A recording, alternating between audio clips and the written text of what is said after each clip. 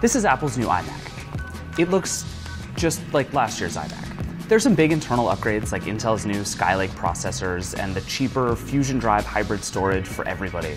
But that's all just Moore's Law stuff. This is the same iMac that gets a little bit better and a little bit faster year after year after year.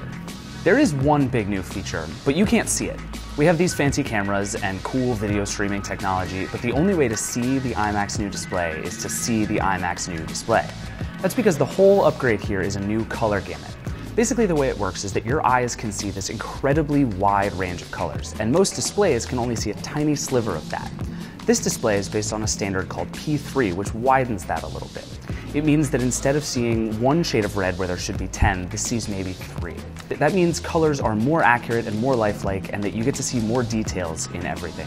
It's not a huge change and it won't matter to most people, but you should go look at it. It's really nice. Right now though, the best reason to buy an iMac, if you're in the market, is that the 5K display that Apple launched last year on the super high-end model is now available on all of the 27-inch iMacs. That means you can get this screen for $1,800. There's also the smaller 21.5-inch model, which now at the highest end has a 4K screen, and that one goes for $1,499. Seriously, these screens are awesome. But the iMac is still kind of a niche product. It's perfect for certain people with certain needs, and probably total overkill for everybody else. What's more interesting for most people are these new accessories. There's a new keyboard called the Magic Keyboard, there's a Magic Trackpad 2, and a Magic Mouse 2.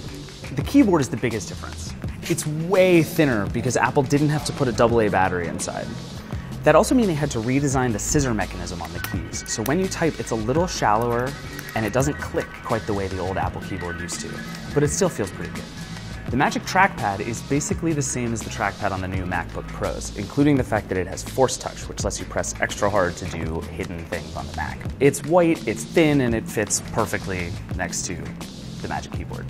Then there's the Magic Mouse, which is still just a Magic Mouse. One other cool thing, all 3 of these charge via their Lightning ports. If you plug it in for just a couple of hours, it'll last more than a month.